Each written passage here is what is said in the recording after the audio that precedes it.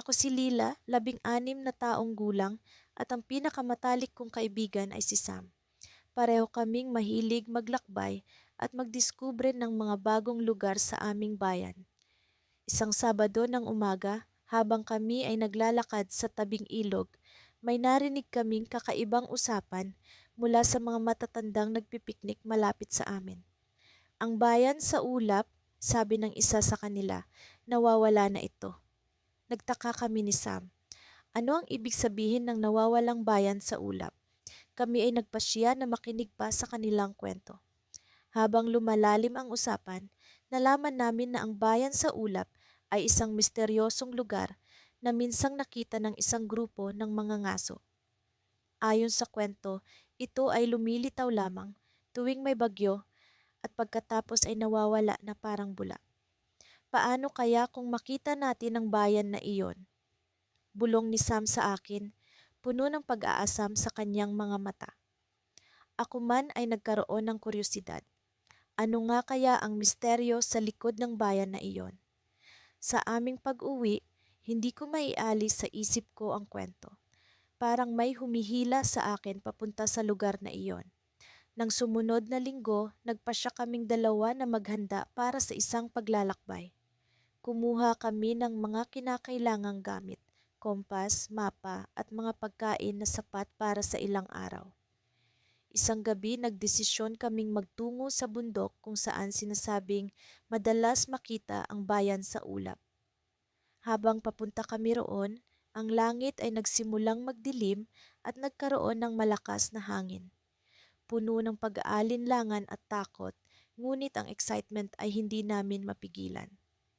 Nang narating namin ang tuktok, nasaksihan namin ang nakabibighaning tanawin ng mga ulap na tila bumabalot sa paligid. Ang mga ito ay tila lumilikha ng isang daang patungo sa kawalan. Sa kabila ng aming kaba, nagpatuloy kami. Nararamdaman mo ba ito, Lila? Tanong ni Sam habang naglalakad kami sa gilid ng bangin. Parang may kakaibang enerhiya. Tumango ako dahil kahit ako ay may nararamdamang hindi maipaliwanag. Habang lumalalim kami sa loob ng mga ulap, bigla kong naramdaman ang kakaibang lamig na bumalot sa aming katawan. Ang hangin ay tila mas mabigat at ang paligid ay nagbago. Parang kami ay nasa ibang mundo. Tingnan mo! Sigaw ni Sam, sabay turo sa isang bahagi ng ulap. May anyo ng mga bahay na unti-unting nagiging malinaw. Hindi kami makapaniwala sa aming nakikita. Ang bayan sa ulap ay nagkatotoo. Ngunit bago pa kami makalapit, narinig namin ang isang malakas na tunog mula sa likuran. Isang lumang kampana ang tila tumunog at ang lupa ay nagsimulang manginig. Sa takot, hindi namin alam kung saan kami pupunta. Lila, kailangan nating umalis, sigaw ni Sam, ngunit ang aking mga mata ay nakatuon sa isang bagay na naglalakad mula sa gitna ng bayan. Isang anino na tila may hawak na susi. Ngunit bago pa namin maabot ito, bigla kaming tinangay ng malakas na hangin at ang paligid ay naglaho. Pagmulat ng aking mata, kami ay nasa gitna ng kagubatan. Walang bayan sa ulap, walang anino. Ngunit ang susi na hawak ng anino ay nasa aking kamay. Ano ang ibig sabihin nito? Mula sa sandaling narinig namin ang kwento ng nawawalang bayan, sa ulap, hindi na ako mapakali. Ako si Miguel, 14 na taong gulang, at ang aking matalik na kaibigan, si Paulo, ay kasing sabik na marinig ang buong kwento. Ang aming guro sa kasaysayan, si G. Ramirez, ang nagbahagi sa amin ng mahiwagang alamat na ito sa klase. Ayon sa kuwento, mayroong bayan na minsang nagpakita sa ulap, puno ng kagandahan at kayamanan, ngunit bigla na lamang nawala na parang bula. Sinasabing ang sinumang makahanap sa bayan ay bibigyan ng pagkakataon na matupad ang kanilang pinakamimiti. Paolo, hindi ba't nakaka-excite ang ideya? Tanong ko habang naglalakad kami pauwi. Ang hangin ay may dalang malamig na simoy, na tila may kakaibang mensahe. Oo, Miguel, pero paano natin mahahanap ang isang bayan na wala na sa mapa? Sagot ni Paulo habang iniisip ang posibilidad. Siya ang palaging mas maingat sa aming dalawa, ngunit palaging bukas sa mga ideyang tila imposible. Hindi ko alam kung paano, ngunit sa araw na iyon, naramdaman ko ang kakaibang tawag. Parang may humihila sa akin papalayo, patungo sa kung saan man. Alam mo, Paolo, kahit gaano man kahirap, gusto kong subukan. Sino ang nakakaalam? Baka ito na ang adventure na matagal na nating hinihintay. Pinagkasunduan namin na magsimula sa pagsasaliksik. Sa loob ng ilang linggo, naghalughog kami ng mga lumang aklat sa aklatan ng aming paaralan. Naghahanap ng kahit anong pahiwatig o bakas patungkol sa nawawalang bayan. Ang mga pahina ng mga libro ay puno ng mga alamat at kwento ng mga sinaunang bayani, ngunit kakaunti ang direktang tumutukoy sa bayan sa ulap. Isang araw, habang nagbabasa si Paulo ng isang libro tungkol sa mga kwento ng mga lumang manlalakbay, napansin ko ang isang maliit na tala sa gilid ng pahina. Halos hindi ko ito makita dahil sa kalumaan ng papel, ngunit malinaw ang mga salitang nakasulat. Sundin ang landas ng mga bituin. Ang bayan sa ulap ay naroroon. Miguel, tingnan mo ito, sabi ni Paulo, sabik na ipakita sa akin ang kanyang natuklasan. Baka ito na ang hinahanap natin. Agad-agad kaming nagdesisyon na sundin ang pahiwatig. Gamit ang lumang mapa na nahanap namin sa parehong aklat, nagsimula kaming magplano ng aming paglalakbay. Ang landas ng mga bituin, ano ang ibig sabihin nito? Naalala ko ang isang guro namin na nagsabing ang mga sinaunang manlalakbay ay gumagamit ng mga bituin bilang gabay sa kanilang paglalakbay. Sinimulan namin ang aming paglalakbay sa gabi, kahit alam naming delikado. Sa kalangitan, ang mga bituin ay kumikinang na parang mga mata ng mga sinaunang tagapagbantay. Habang naglalakad kami, nararamdaman ko ang kakaibang enerhiya na pumapalibot sa amin. Parang mayroong umaalalay sa amin, naggagabay sa bawat hakbang. Habang papalapit kami sa isang matandang kagubatan, nararamdaman ko ang pag-aalinlangan ni Paulo.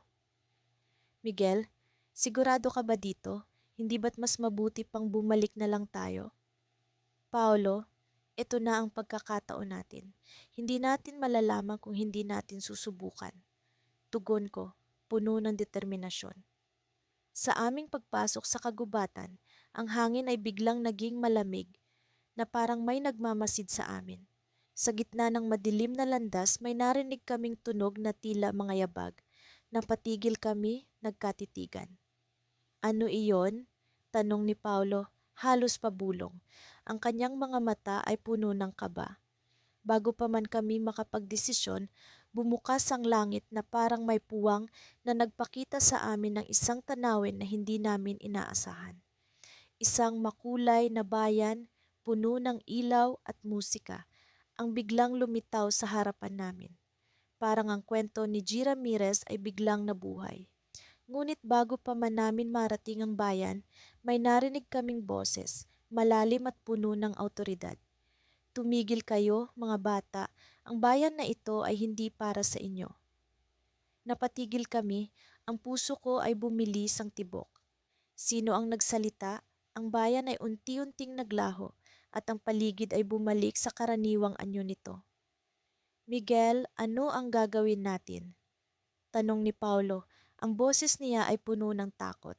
Sa likod ng mga puno, may nakita kaming anino na tila isang tao, ngunit hindi kami sigurado. Kailangan nating alamin kung sino siya, sabi ko, puno ng determinasyon. Habang papalapit kami sa anino, biglang bumalik ang liwanag ng bayan. Ngunit sa pagkakataong ito, may estranghero na nagpakita sa amin. Siya ay nakasuot ng kakaibang damit na parang mula sa ibang panahon. Ang bayan sa ulap ay may lihim at kayo ay napili upang tuklasin ito. Sabi ng estranghero, ang kanyang mga mata ay puno ng misteryo. Hindi ko alam kung ano ang susunod na mangyayari, ngunit alam ko na ang aming paglalakbay ay nagsisimula pa lamang. Pagkaraan ng aming narinig mula sa matandang si Mang Andres, Tila ba hindi maialis sa aming isipan ang kuwento ng nawawalang bayan sa ulap. Ako si Miguel at kasama ko ang matalik kong kaibigan na si Lila. Pareho kaming sabik na malaman ang katotohanan sa likod ng misteryosong salaysay na ito. Sa kabila ng pangamba, ang aming kuryosidad ang nagtulak sa aming magpatuloy sa pag-usisa. Isang umaga, habang kami ni Lila ay naglalakad patungo sa paaralan, naisipan naming bumalik sa bahay ni Mang Andres. Miguel, hindi ko maaalis sa isip ang sinabi ni Mang Andres tungkol sa ulap na nagtatago ng bayan. Ano kaya kung puntahan natin siya ulit? Tanong ni Lila, puno ng determinasyon sa kanyang boses. Oo nga, Lila. Siguro mas marami pa siyang alam na hindi niya nasabi kagabi. Tara, pagkatapos ng klase, bumalik tayo roon. Sagot ko, habang ang aking isip ay punong-puno ng mga tanong. Pagkatapos ng klase, dali-dali kaming pumunta sa bahay ni Mang Andres. Sa aming pagdating, agad kaming tinanggap ng matanda at tila ba hinintay niya ang aming pagbalik. Akala ko hindi na kayo babalik, sabi niya habang kami ay pinapaupo sa kanyang lumang sofa. Mang Andres, gusto po naming malaman ang iba pang detalye tungkol sa nawawalang bayan sa ulap. Pakiusap ni Lila. Kitang-kita ang pag-aasam sa kanyang mga mata. Ngumiti si Mang Andres at sa kanyang mga mata ay bumakas ang alaala ng mga nakaraan. Noong bata pa ako, may narinig akong kuwento mula sa aking lolo. Sinasabing ang bayan na ito ay minsang naging makulay at masigla, ngunit sa isang iglap, naglaho ito sa likod ng makapal na ulap. Ang sino mang nakakarinig ng kwento nito ay tila ba nahihikayat na hanapin ito. Pero Mang Andres, ano po ang nangyari? Bakit po naglaho ang bayan? Tanong ko, punong-puno ng pag-uusisa. Paniwala ng mga matatanda, may lihim na itinago ang bayan na iyon, isang bagay na hindi dapat mahanap ng sinuman. Sinasabing ang ulap na nagtatago rito ay may kapangyarihang ipakita ang mga bagay na hindi mo inaasahan. Ngunit may babala ang kuwento. Ang sino mang magtangkang hanapin ito ay maaaring hindi na makabalik. Nagkatinginan kami ni Lila, parehong naguguluhan, ngunit mas lalo pang naiintriga. Ano kaya ang lihim na iyon? Tanong ni Lila, halos bulong na. Mang Andres, paano po namin mahahanap ang bayan? Tanong ko, habang ang aking puso ay tumitibok sa kasabikan. Sa likod ng bundok na iyon, sagot ni Mang Andres, itinuturo ang malayong bundok sa labas ng kanyang bintana. Sa tuwing may bagyo, nagiging mas makapal ang ulap. Doon ninyo makikita ang daan patungo sa bayan. Nagpaalam kami kay Mang Andres at nagpasalamat. Kami ni Lila ay naglakad pa uwi, pareho naming iniisip ang aming narinig. Miguel, parang delikado yung sinasabi ni Mang Andres, pero gusto ko pa ring malaman ang katotohanan. Sabi ni Lila, may halong pagkabalisa ang kanyang tinig. Paano kaya kung subukan natin? Sa susunod na bagyo, punta tayo sa bundok, sagot ko. Alam kong ito na ang pagkakataon para sa isang hindi malilimutan na paglalakbay. Lumipas ang ilang araw at sa wakas ay dumating ang inaasam naming bagyo. Sa kabila ng ulan at hangin, nagpasya kaming magtungo sa bundok. Sa aming paglalakad, nararamdaman ko ang kaba sa aking dibdib. Ano kaya ang naghihintay sa amin? Habang papalapit kami sa tuktok ng bundok, napansin naming mas lumalakas ang hangin at ang ulap ay tila ba bumumbalot sa paligid. Bigla na lamang nagpakita sa amin ang isang daan na tila ba hindi pa nadaanan ng sinuman sa mahabang panahon. Miguel, ito na yata yon, sabi ni Lila, halos hindi makapaniwala sa aming nasaksihan. Naglakad kami patungo sa daan, puno ng pag-asa at takot. Habang papalapit, naririnig namin ang tila ba mga boses na nagmumula sa likod ng ulap, mga boses na puno ng kalungkutan at pangungulila. Miguel, naririnig mo ba yon? Tanong ni Lila, ang kanyang mata ay malaki sa takot. Pagdating namin sa dulo ng daan, biglang naglaho ang ulap Sa aming harapan ay lumitaw ang isang makulay at masiglang bayan. Ang mga bahay ay puno ng liwanag at ang mga tao ay naglalakad sa kalsada, tila ba walang alam sa kanilang pinagdaanan. Ngunit sa isang iglap, ang lahat ay nagbago. Ang mga tao ay naglaho, ang mga bahay ay nawala, at kami ni Lila ay natagpuan ang aming mga sarili sa gitna ng isang madilim na kagubatan. Walang daan pa uwi, walang anumang palatandaan ng bayan. Miguel, paano tayo makakabalik? Tanong ni Lila, halos hindi makapaniwala sa aming kalagayan. Napatingin ako sa paligid, naghahanap ng daan pa uwi, ngunit wala akong makita. Sa isang sulok ng aking isipan, naalala ko ang babala ni Mang Andres. Sa likod ng ulap, ang bayan ay nagtatago ng mas malalim na lihim. Isang lihim na maaaring hindi na namin matakasan. Ang oras ay tila bumagal habang kami ni Lila ay nakaupo sa ilalim ng malaking puno ng akasya sa gitna ng lumang plaza. Ang malamlam na liwanag ng hapon ay nagbibigay ng kakaibang kulay sa paligid at ang hangin ay tila may dalang mga bulong na hindi namin maipaliwanag. Nakatitig kami sa isang matandang babaeng nakasuot ng damit na tila lumang-luma na nagkukwento tungkol sa nawawalang bayan sa ulap. Ang bayan ng ulap-ulap, simula ng matanda, ay hindi pangkaraniwang bayan. Sinasabing ito'y palaging naglalakbay, dinadala ng hangin at mga ulap, at hindi kailanman nagtatagal sa isang lugar. Napatingin kami ni Lila sa isa't isa, kapwa nagtataka at nahuhumaling sa sinasabi ng matanda. Ang kanyang mga mata ay tila may kislap ng hiwaga habang patuloy na nagkukwento. May mga kabataan daw na nakarinig ng awitin mula sa hangin. Isang awitin na naglalaman ng sikreto kung paano makikita ang bayan. Ngunit ang awitin ay hindi basta-basta naririnig. Ito'y dumadaloy lamang sa pandinig ng mga may malinis na kalooban at matatag na pagkakaibigan. Dama ko ang pag-aalangan sa tinig ni Lila, pero paano po namin malalaman kung kami karapat-dapat? Ngumiti ang matanda, isang ngiti na tila puno ng pag-unawa. Sinasabi ng mga alamat na ang awitin ay dumating sa tamang panahon, sa tamang pagkakataon. Hindi ninyo ito maririnig kung pilit ninyo itong hahanapin. Habang patuloy siyang nagsasalita, naramdaman ko ang kakaibang lamig sa hangin, isang lamig na tila bumabalot sa amin ni Lila. Ang matanda'y tumingin sa malayo, sa mga ulap na nagkukulay kahel na dulot ng papalubog na araw. May mga nagsasabing kapag nakita mo na ang bayan, hindi ka na makakabalik, dagdag niya. Ngunit ang mga tunay na magkaibigan ay palaging nagkakaroon ng daan pauwi. Ang mga huling salita ng matanda ay tila may malalim na kahulugan.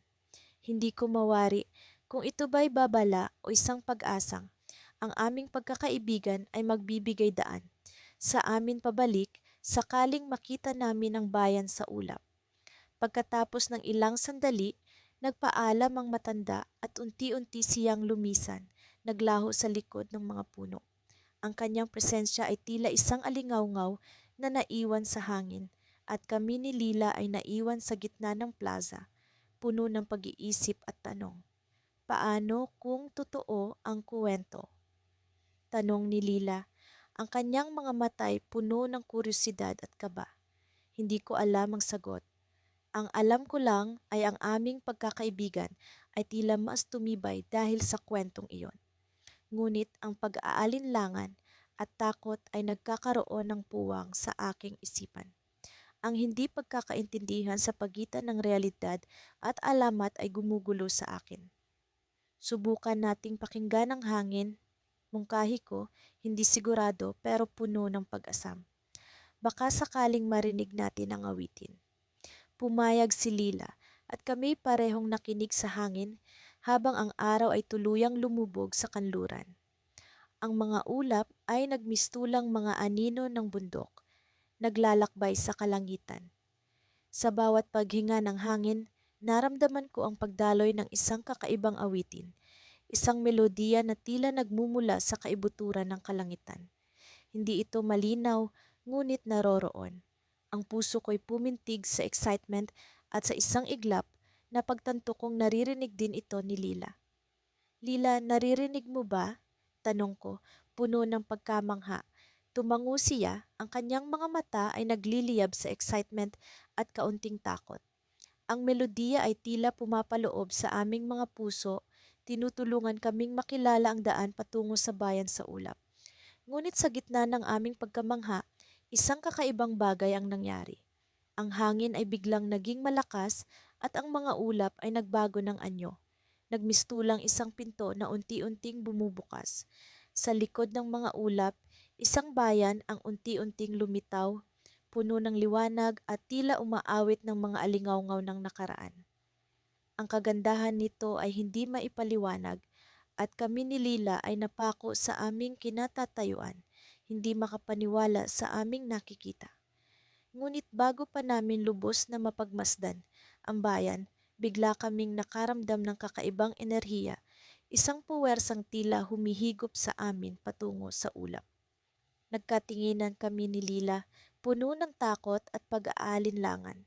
Ngunit ang kamay namin ay magkahawak, mahigpit at puno ng tiwala.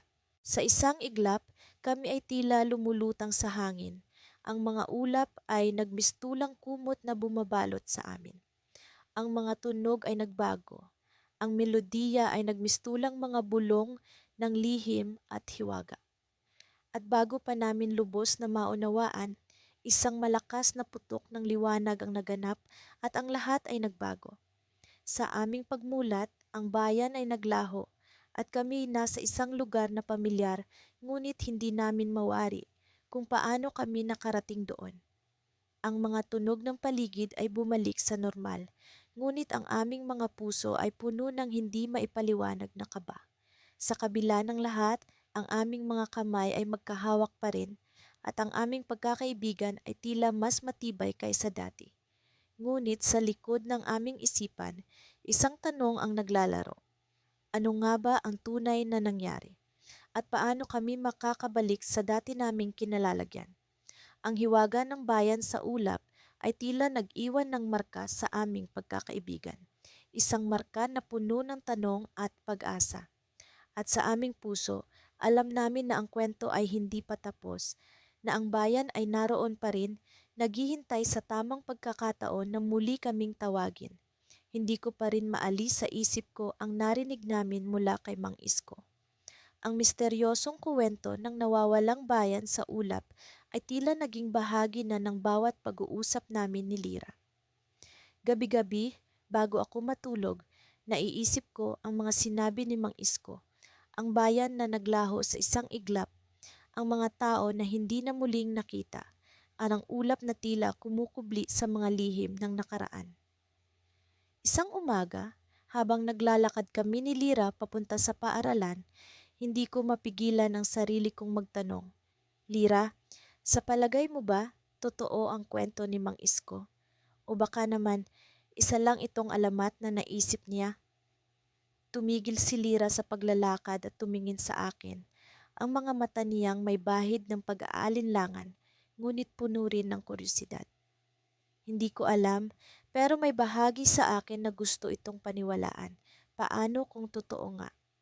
Ang mga salitang iyon ay tila nagsindi ng apoy sa aking puso.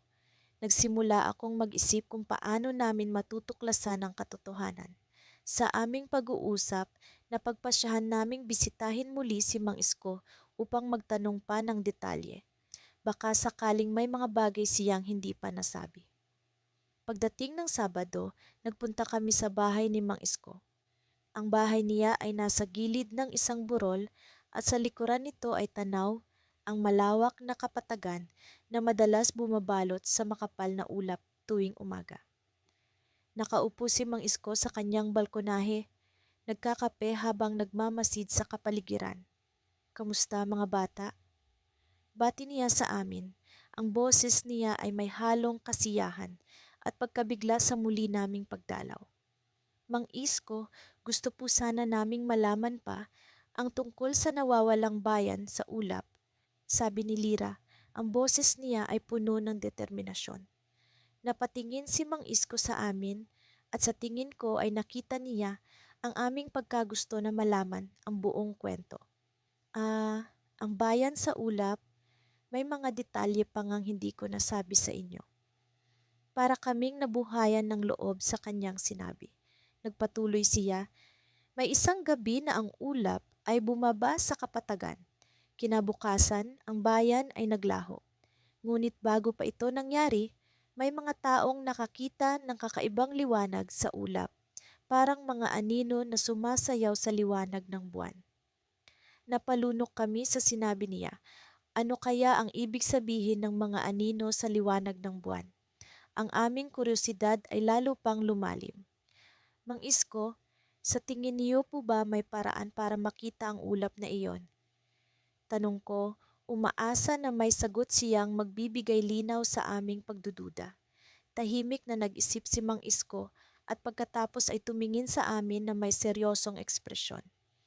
May isang lugar sa kapatagan, isang puno na malapit sa ilog. Sinasabing kapag nandoon ka sa tamang oras, makikita mo ang ulap na bumabalot sa lupa at maaaring makita mo ang misteryo ng bayan. Nang maghiwalay kami ni Lira sa bahay ni Mang Isko, puno kami ng pag-asa at excitement. Kinabukasan, plano naming pumunta sa kapatagan at hanapin ang puno na iyon. Gusto naming malaman kung ano ang misteryo sa likod ng kwento ni Mang Isko. Lingid sa aming kaalaman, ang paglalakbay na iyon ay magiging simula ng isang hindi inaasahang pakikipagsapalaran.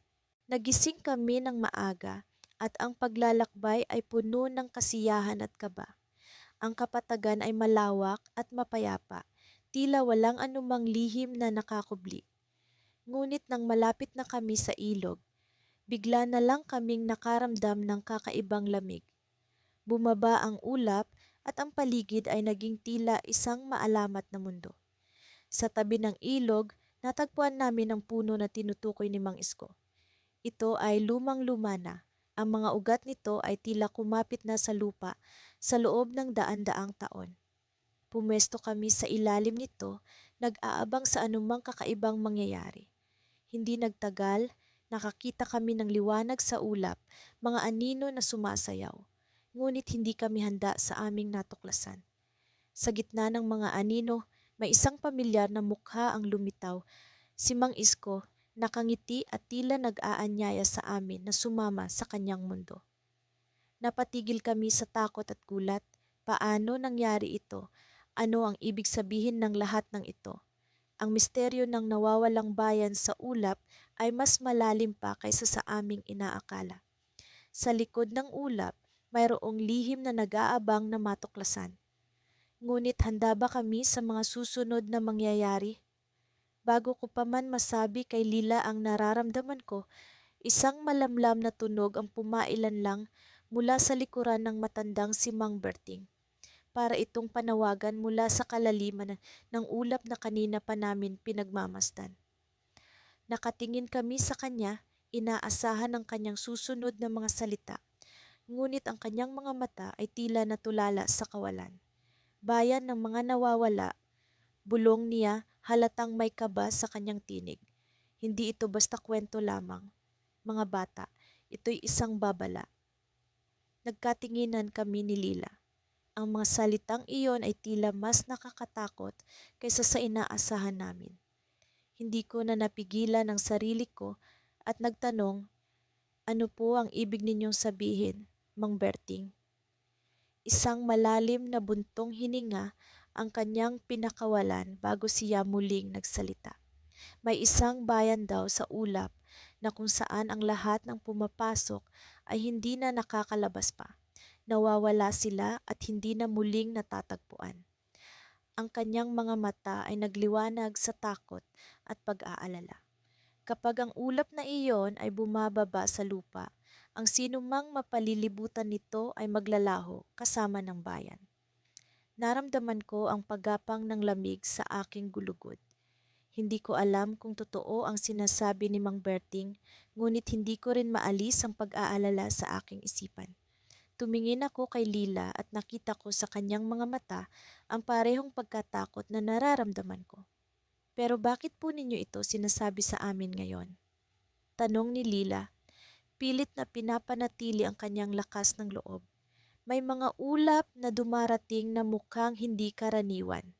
Sagot ni Mang Berting habang itinuturo ang kalangitan. At may mga taong nagsasabing naririnig nila ang bulong ng bayan kapag malapit na ang ulap. Napatingin kami sa direksyon ng kanyang itinuro. Sa kabila ng liwanag ng araw, may mga ulap na tila may kakaibang hugis at anyo. Para bang may buhay ito na hindi namin maipaliwanag. Kailangan ninyong mag-ingat, dagdag pa niya, at huwag ninyong hayaan ang sarili ninyong malinlang ng mga bulong ng bayan. Biglang may narinig kaming kakaibang tunog mula sa likuran, isang tunog na parang nagmumula sa malalim na bahagi ng kagubatan. Bumilis ang tibok ng puso ko at alam kong ganoon din si Lila. Ano ang tunog na iyon? Parang tumatawag ito sa amin, paanyaya na kami ay pumasok sa loob ng kagubatan. Kailangan na nating umalis, sabi ko kay Lila, ngunit hindi siya kumilos. Ang kanyang mga mata ay nakatutok sa direksyon ng tunog, tila hinihila siya nito. Lila, tawag ko, mas malakas na ngayon. Hindi ito ligtas. Ngunit bago pa siya makagalaw, ang tunog ay tila naging mas malakas, mas malinaw.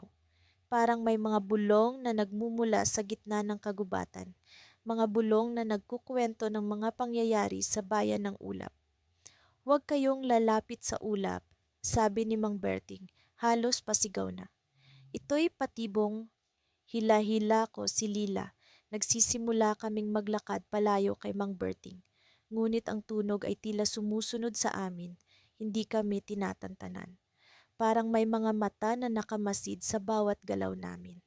Nang kami ay makalayo-layo na, bigla na lang huminto si Lila at binitiwan ng kamay ko. May naririnig ako, bulong niya, parang may tawag mula sa bayan. Lila, huwag, sigaw ko, ngunit huli na. Nagsimula na siyang maglakad palapit sa ulap na tila nagkukubli sa likod ng mga puno. Ang kanyang mga hakbang ay mabagal, parang may puwersang humihila sa kanya. Habang papalayo siya, naramdaman ko ang paggapang ng takot sa aking buong katawan. Hindi ko siya pwedeng hayaang mag-isa, hindi ko siya pwedeng iwan. Kaya't sinundan ko siya, kahit alam kong maaari kaming mapahamak. Nang malapit na kami sa ulap, bigla itong umusog at lumampas sa mga puno, sumasabay sa hangin na tila may sariling buhay. Naramdaman ko ang lamig nito sa aking balat, nais kong umatras ngunit hindi ko magawa. At sa isang iglap, nakita ko ang anyo ng bayan sa loob ng ulap. Ang mga kalsada ay tila lumilitaw sa harap namin, ang mga bahay ay parang mga anino lamang. Ngunit ang mga bulong ay naging mas malinaw at ang tawag ng bayan ay mas malakas. Biglang bumalik ang tunog sa likuran namin. Mas malakas na ngayon, mas mapanlinlang. Naramdaman ko ang paghahawak ni Lila sa aking kamay, ngunit hindi siya tumigil sa paglakad. Parang wala na siyang kontrol sa sarili niyang katawan. Huwag kang lalapit, sabi ko, ngunit alam kong hindi niya ako naririnig. At sa kasalukuyan ang ulap ay bumaba sa amin, bumabalot sa aming paligid. Sa isang iglap, ang mundo ay naging tahimik. Ang bayan ng ulap ay nasa harap namin, ngunit alam kong hindi ito ang aming dapat puntahan. Alam kong may panganib sa likod ng bawat anino. At sa kabila ng lahat ng ito, narinig ko ang mga bulong na nag-aanyaya. Tumingin ako kay Lila at sa kanyang mga mata, nakita ko ang isang bagay na hindi ko inaasahan. Isang nangiti. Tila ba siya ay handa na sa kung anuman ang mangyari. Ngunit bago pa man kami tuluyang lamunin ng ulap, isang sigaw ang pumunit sa katahimikan. Ang sigaw na iyon ay hindi nagmula kay Mang Berting, kundi sa isang boses na hindi namin inaasahan. Isang boses mula sa bayan na tila kilala kami. At sa paglingon namin, nakita namin ang isang anino na papalapit. Isang anino na tila may dalang mga alaala mula sa nakaraan. Sa kabila ng lahat ng nangyari, hindi ko maalis sa isip ang sinabi ni Lolo Ben tungkol sa nawawalang bayan sa ulap. Ang kuwento niya ay tila isang bihag na gumagapang sa aking kamalayan, kumakatok sa pintuan ng aking pag-iisip tuwing ako'y nag-iisa. Hindi ko alam kung ito ba'y sadyang totoo o isa lamang katang-isip. Ngunit ang misteryo ng bayan na iyon ay patuloy na humihila sa akin. Isang gabi, habang kami ni Miko ay naglalakad pa uwi mula sa eskwelahan, nagpasya kaming dumaan sa lumang daan patungo sa bahay ni Lolo Ben. Dati madalas namin itong tinatahak, ngunit simula nang marinig namin ang kwento, tila nagbago ang aming pananaw sa lugar na iyon. Ang daan ay punong-puno ng mga naglalakihang puno na tila nagbabantay sa kapaligiran. Ang malamlam na ilaw mula sa buwan ay nagbibigay ng kakaibang anyo sa daan, at ang mga aninoy parang mga multong nagmamasid sa amin. Miko, sa tingin mo ba totoo ang kwento ni Lolo Ben? Tanong ko habang patuloy kaming naglalakad. Tila imposibleng mangyari iyon, pero hindi ko maalis sa isip na baka may katotohanan ang sinasabi niya. Sagot ni Miko, halatang naguguluhan din. Napadaan kami sa isang bahagi ng daan kung saan may lumang balon na matagal nang hindi nagagamit.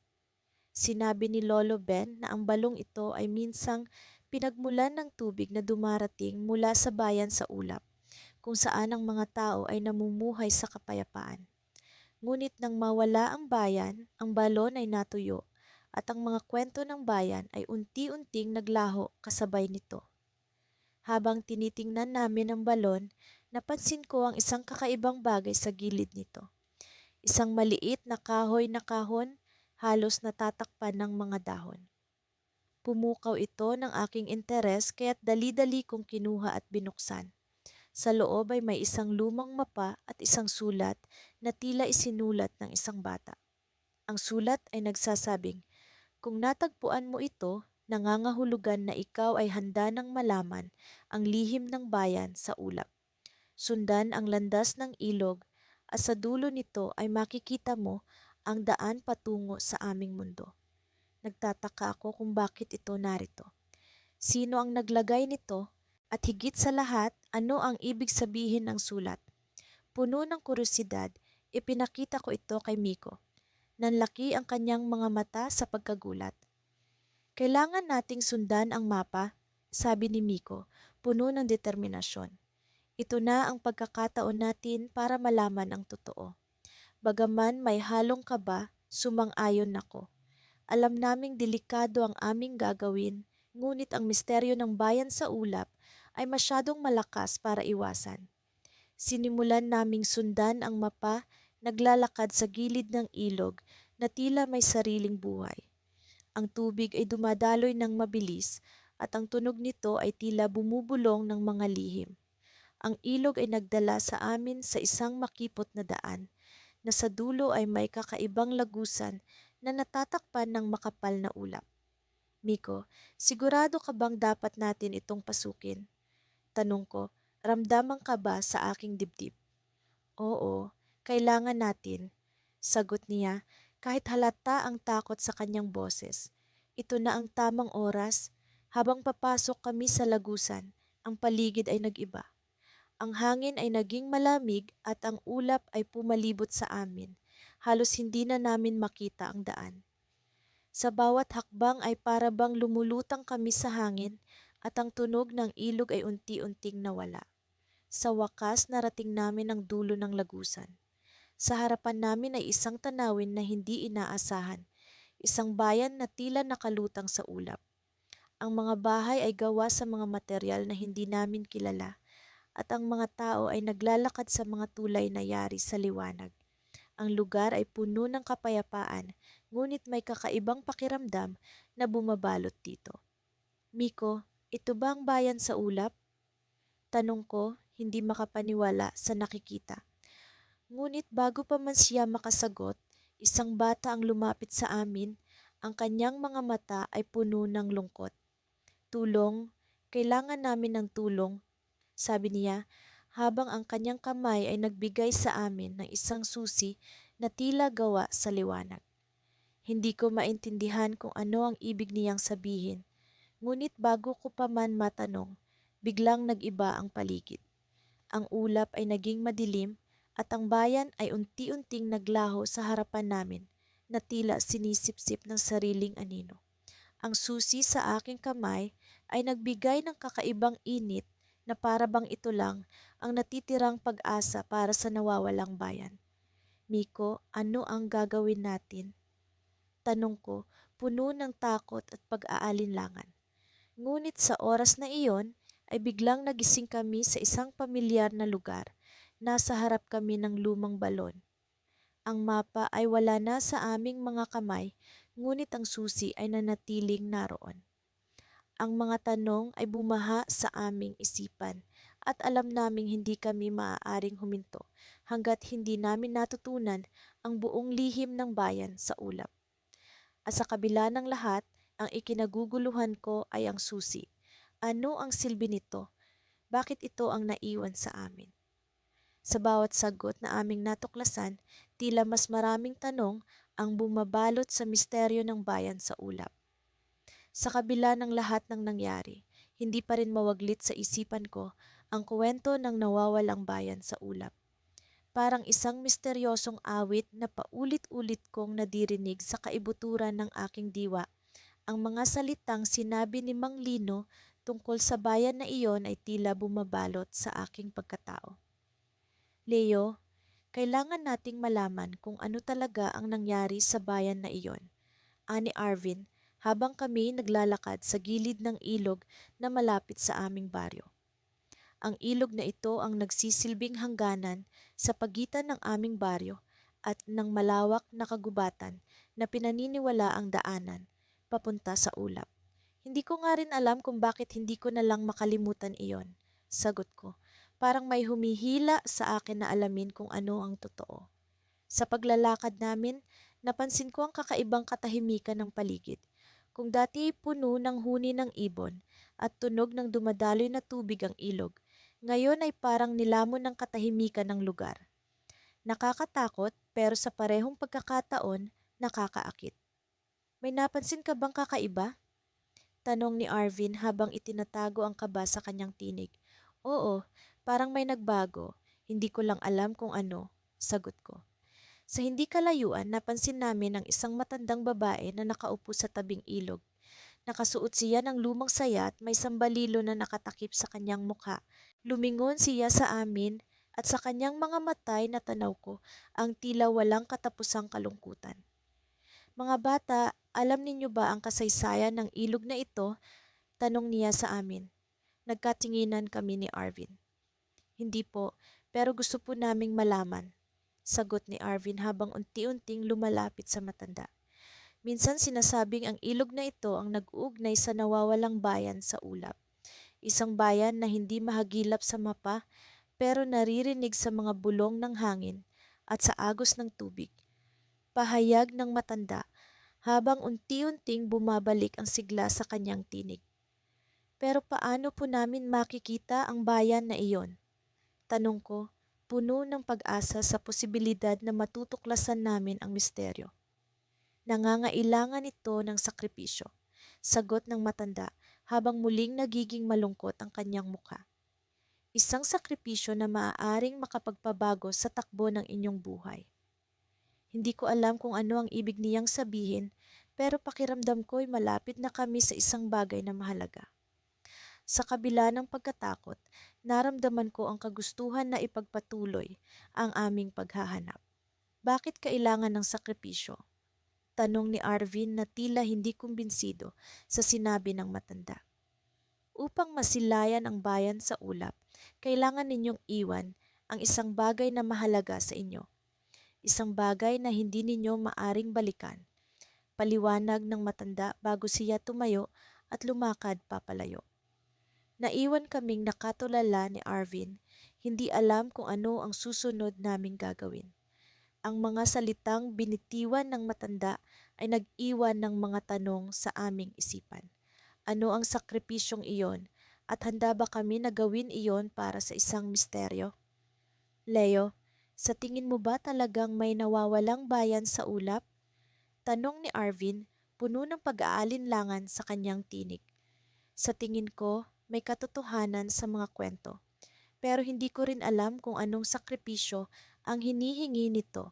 Sagot ko habang iniisip kung ano ang susunod naming hakbang. Sa aming pag-uusap, biglang nagbago ang ihip ng hangin. Narinig namin ang tila isang bulong, isang tawag mula sa kawalan na nag-uudyok sa amin na sundan ito. Ang tawag na iyon ay nagdala sa amin sa isang parte ng kagubatan na hindi pa namin napupuntahan. Arvin, nararamdaman mo ba iyon? Tanong ko habang kami naglalakad papunta sa direksyon ng bulong. Oo, pero hindi ko alam kung dapat ba tayong magtiwala, sagot ni Arvin na halatang nag-aalala sa kanyang tinig. Ngunit sa kabila ng takot, isang bagay ang nagtutulak sa amin na ipagpatuloy ang aming paglalakbay. Sa tuwing kami lumalapit sa pinagmula ng bulong, pakiramdam ko'y mas lalo kaming nalalapit sa katotohanan. Biglang huminto si Arvin at itinuturo ang isang bahagi ng kagubatan. Leo, tingnan mo iyon, bulalas niya. Sa di kalayuan, may natanaw kaming isang lumang tulay na tila matagal nang hindi nagagamit. Ang tulay na iyon ay tila nagbibigay ng daan patungo sa isang bahagi ng kagubatan na hindi namin alam kung ano ang naghihintay. Sa paglapit namin sa tulay, narinig namin ang isang tunog ng mga yabag sa likuran namin. Sa paglingon ko, napansin kong wala si Arvin. Arvin? Tawag ako, ngunit tanging katahimikan ang tugon ng kagubatan. Nag-iisa akong nakatayo sa harap ng tulay at sa kabila ng takot, naramdaman kong kailangan kong ipagpatuloy ang paglalakbay. Ngunit paano kung ang sakripisyo ay ang pagkawala ni Arvin? Habang iniisip ko ito, narinig ko ang isang tinig mula sa kawalan. Isang tinig na nagsasabing, ang sakripisyo ay hindi palaging nasusukat sa mga material na bagay. At sa puntong iyon, alam kong ang misteryo ng nawawalang bayan sa ulap ay hindi lamang tungkol sa bayan na iyon, kundi tungkol sa kasaysayan naming magkaibigan ni Arvin. Sa una, akala ko'y isa lamang itong karaniwang araw. Kasama ko si Lila, ang pinakamatalik kong kaibigan na naglalakad sa gilid ng ilog. Ang hangin ay malamig at ang langit ay puno ng mga ulap na tila may dalang misteryo. Matagal na naming naririnig mula sa matatanda ang kwento ng nawawalang bayan na di umano'y makikita sa mga ulap. Hanggang noon, wala kaming ideya kung paano ito matutunton. Alam mo, Lila, minsan iniisip ko kung may katotohanan talaga ang mga kwento ng ating lolo't lola. Sabi ko habang tinatanaw ang kalawakan. Parang ang hirap paniwalaan na may isang buong bayan na naglaho at ngayoy nasa ulap. Oo nga, pero parang ang saya kung totoo iyon, di ba? Isipin mo, isang bayan sa ulap, tugon ni Lila na may bahagyang pagkamangha sa kanyang tinig. Patuloy kaming naglakad at sa di kalayuan, may nakita kaming isang matandang lalaki na nakaupo sa bangko, nakatingin sa langit. Nakilala ko siya bilang si Mang Isko, isang kilalang mananalaysay sa aming bayan. Nagkatinginan kami ni Lila at tila nagkaintindihan na ito, na ang pagkakataon para alamin ang higit pang detalye tungkol sa misteryosong bayan. Magandang umaga po, Mang Isko. Bati ko habang kami lumalapit. May nais po sana kaming itanong tungkol sa nawawalang bayan sa ulap. Tumingin si Mang Isko sa amin at ang kanyang mga mata ay tila may bumabalot na lihim. Ang bayan sa ulap, maraming taon na ang nakalipas, ngunit ang kuwento nito'y nananatiling buhay sa isip ng mga tao. Wika niya. May paraan po ba para makita ito? Tanong ni Lila na hindi na nakapagtimpi ang kanyang kuryosidad. Ngumiti si Mang Isko at inilabas ang isang lumang libro mula sa kanyang bag. Ito ang susi, sabi niya, sabay turo sa pahina kung saan nakasulat ang isang sinaunang tula. Ang sinumang makakaunawa sa tulang ito ay makakakita sa bayan. Binalikan namin ang bawat taludtod, ang bawat salita ay tila may sariling buhay. Ang tula ay nagtuturo sa isang espesyal na oras at lugar kung saan ang bayan ay lumilitaw sa ulap. Sa aming pagkabighani, Hindi namin namalayang dumidilim na ang langit. Ang araw ay papalubog na at isang kakaibang liwanag ang bumalot sa paligid. Gusto niyo bang subukan? Tanong ni Mang Isko na tila may alam sa magiging resulta ng aming desisyon. Nagkatinginan kami ni Lila at sa isang iglap, alam namin na handa na kaming sumubok. Oo, gusto po namin, sabay naming sagot. Sinundan namin ang mga tagubilin sa tula, sa gilid ng ilog, sa oras ng dapit hapon, kung saan ang tubig at hangin ay nagkakaisa. Sa isang bahagi ng ilog, kung saan ang mga ulap ay tila bumaba at lumapit, naramdaman ko ang kakaibang pakiramdam.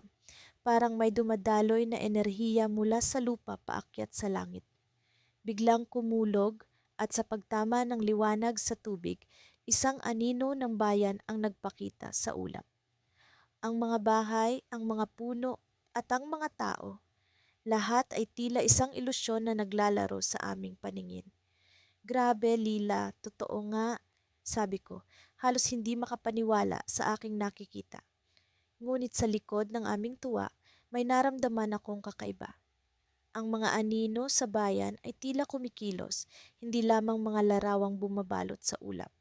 Ang mga tao sa loob ng ilusyon ay tila may sinasabi, ngunit hindi namin marinig. Lila ay nakabukas ang bibig, tila may gustong sabihin, ngunit walang salitang lumalabas. Mang Isko, ano po ang nangyayari? Tanong ko, nararamdaman ang pag-aalala sa aking dibdib. Ngunit sa aming paglingon, wala na si Mang Isko. Tanging ang kanyang lumang libro ang naiwan, nakabukas sa pahina ng tula. Ang hangin ay bumilis at ang mga anino sa ulap ay naging mas malinaw. Isang bayan na umiikot sa mga ulap, tila nag-aanyaya sa amin na lumapit. Lila, kailangan na nating umalis, sabi ko, hinahatak ang kanyang kamay. Ngunit sa mga oras na iyon, isang matinding pag-ikot ng hangin ang bumalot sa amin. Ang liwanag ay naglaho at kami nabalot ng dilim. Sa isang iglap, naramdaman ko ang pagdaloy ng kakaibang enerhiya. Hindi ko maipaliwanag kung ano, ngunit alam kong hindi kami nag-iisa. Isang malakas na tinig ang umaling-awngaw sa paligid, ngunit hindi ko matukoy kung saan nagmumula. Ang bayan sa ulap ay may lihim na hindi dapat matuklasan. Sigaw ng tinig. At kayo, mga batang tagapagmana ng lupa, ay bahagi ng lihim na iyon. Naramdaman kong kumakabog ang aking puso, hindi lamang sa takot kundi sa kuryosidad. Ano ang ibig sabihin ng tinig? Sino ang mga anino sa bayan? At ano ang kanilang hinahanap mula sa amin? Sa gitna ng mga tanong, ang ulap ay unti-unting naglaho at kaming naiwan sa gilid ng ilog. Halos walang bakas ng misteryosong bayan.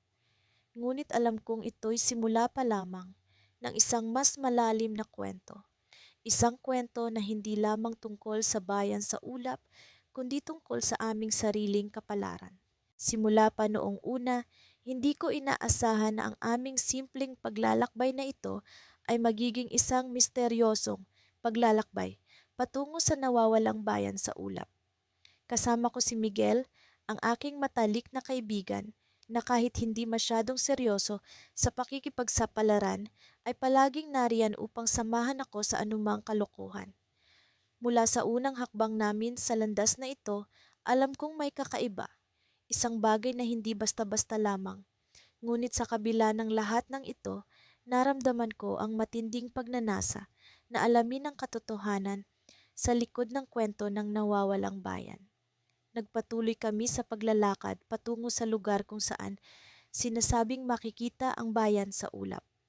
Ang paligid ay tila nababalot ng katahimikan na nagdaragdag sa kaba at pananabik na aming nararamdaman.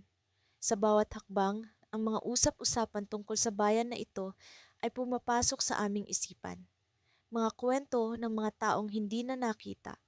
Pagkatapos na makarating doon, mga alamat ng mga nilalang na nagbabantay sa bayan at ang sinasabing kayamanan na nakatago sa ulap. Huwag mong sabihing naniniwala ka na sa mga kwento, pabirong sabi ni Miguel habang naglalakad kami sa makitid na daan. Ngunit sa ilalim ng kanyang mapang-asar na tono, alam kong siya rin ay nasasabik.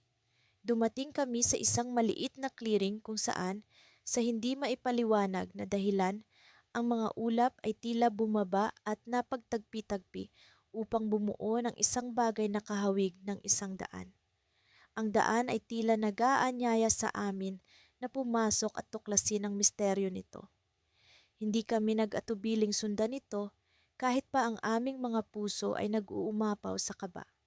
Habang naglalakad sa daan ng ulap, unti-unting nagbabago ang paligid. Ang mga puno ay lumalabo. Ang hangin ay nagiging malamig at ang liwanag ay tila naglalaro sa aming mga mata. Sa gitna ng lahat ng ito, naramdaman ko ang presensya ng isang bagay na hindi ko maipaliwanag, ngunit naroroon, nagmamasid sa bawat galaw namin. Miguel, nararamdaman mo ba iyon? Tanong ko, bahagyang iniiling ang ulo upang itaboy ang kakaibang pakiramdam.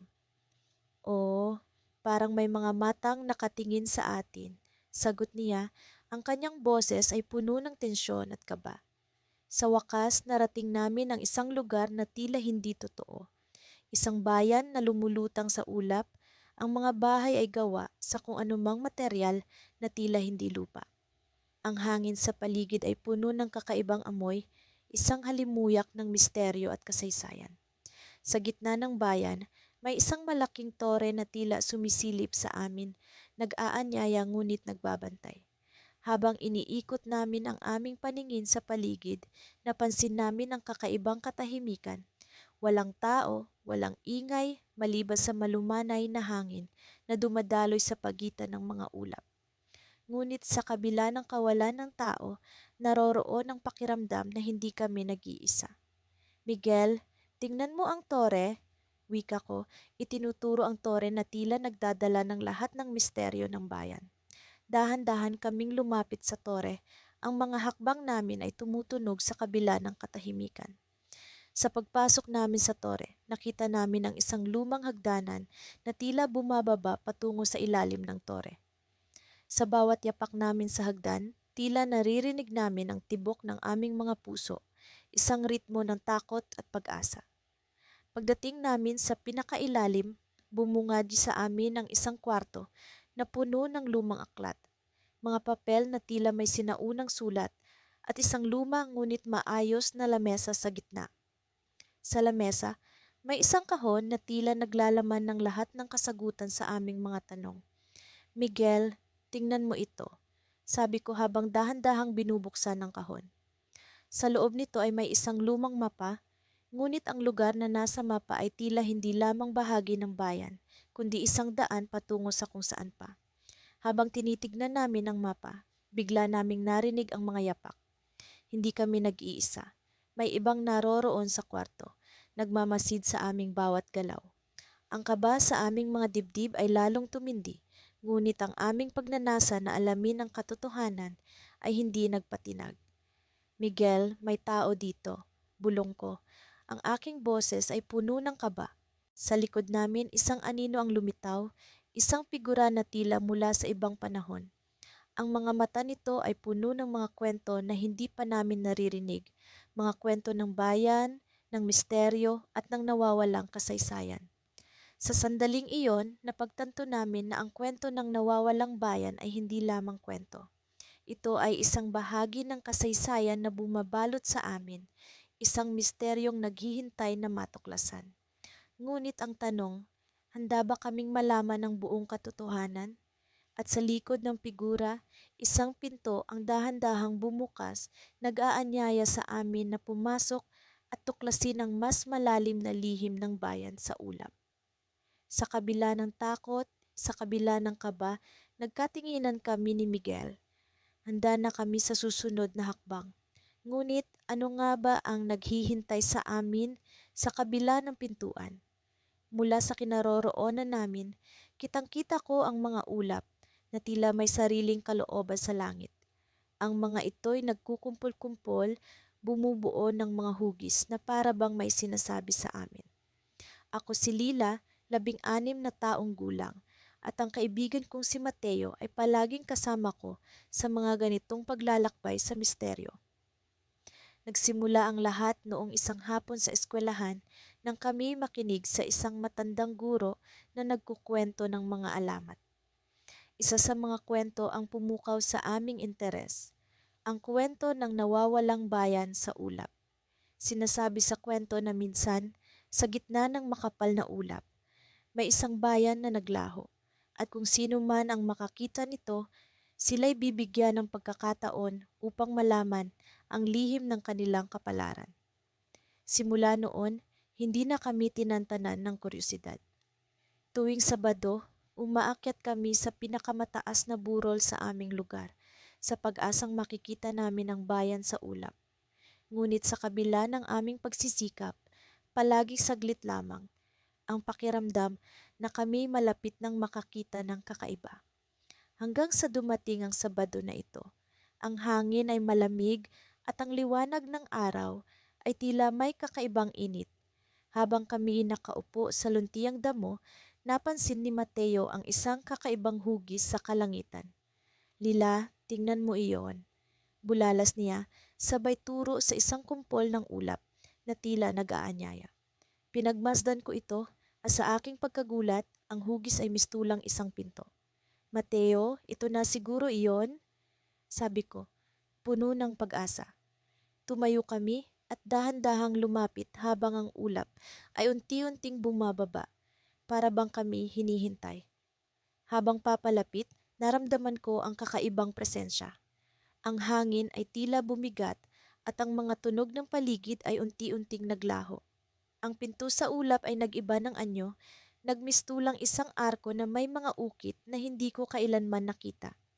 "Nakakatakot pero kailangan nating pumasok," bulong ni Mateo. Kitang-kita sa kanyang mga mata ang parehong kaba at pananabik na nararamdaman ko. Pumasok kami at sa aming pagdaan sa arko, biglang nagbago ang lahat.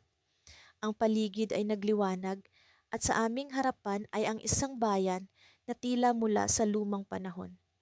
Ang mga bahay ay yari sa kahoy, may mga puno sa gilid ng daan. Ang mga tao ay nakasuot ng kakaibang kasuotan. Naglakad kami, puno ng pagkamangha. Walang sino man ang tila nakakapansin sa amin. "Mateo, para tayong mga multo rito," sabi ko, habang sinusubukan kong hawakan ang isang bagay ngunit ito'y dumaan lamang sa aking mga daliri. "Oo nga, pero tingnan mo, parang may sinasabi ang mga tao," sagot ni Mateo, sabay turo sa isang grupo ng mga tao na nag-uusap. Lumapit kami at kami nakinig. Ang kanilang usapan ay tungkol sa isang lihim na nakatago sa gitna ng bayan. "Ang susi ay nasa gitna ng bilog," sabi ng isang matanda, habang ang iba'y tumango. Dahil sa aming kuryosidad, nagpasya kaming hanapin ang tinutukoy na bilog. Sa gitna ng bayan, may isang plaza na may nakaukit na bilog sa gitna. Naglakad kami papunta roon at sa aming pagkagulat, sa gitna ng bilog ay may isang maliit na kahon. Mateo ang unang lumapit. "Ano kaya ang laman nito?" tanong niya habang dahan-dahang binubuksan ang kahon. Sa loob nito may isang maliit na salamin. Sa sandaling tiningnan namin ang salamin, biglang nagbago ang paligid. Naglaho ang bayan, ang ulap ay unti-unting bumalik sa normal na anyo, at kami muling nasa burol. Ngunit hindi kami nag-iisa. Sa harapan namin ay isang tao, nakasuot ng damit na mula sa bayan na iyon. "Ngayon na nalaman ninyo ang lihim, kayo'y bahagi na ng aming kwento," sabi ng tao habang ang kanyang mga mata ay tila puno ng mensahe na hindi namin mawari. Bago pa kami makasagot, siya'y naglaho, parang usok na tinangay ng hangin. Kami ni Mateo ay napatitig sa isa't isa, puno ng katanungan. Ano ang ibig sabihin ng lahat ng ito? At bakit kami ang napili? Sa kabila ng pagkagulat, naramdaman ko ang isang bagay na hindi ko pa naramdaman. Ang pag-asam na muling makita ang bayan sa ulap upang malaman ang buong lihim ng aming kapalaran. At sa gitna ng katahimikan, narinig namin ang bulong ng hangin, isang paanyayan na bumalik kung kami handa ng malaman ang lahat.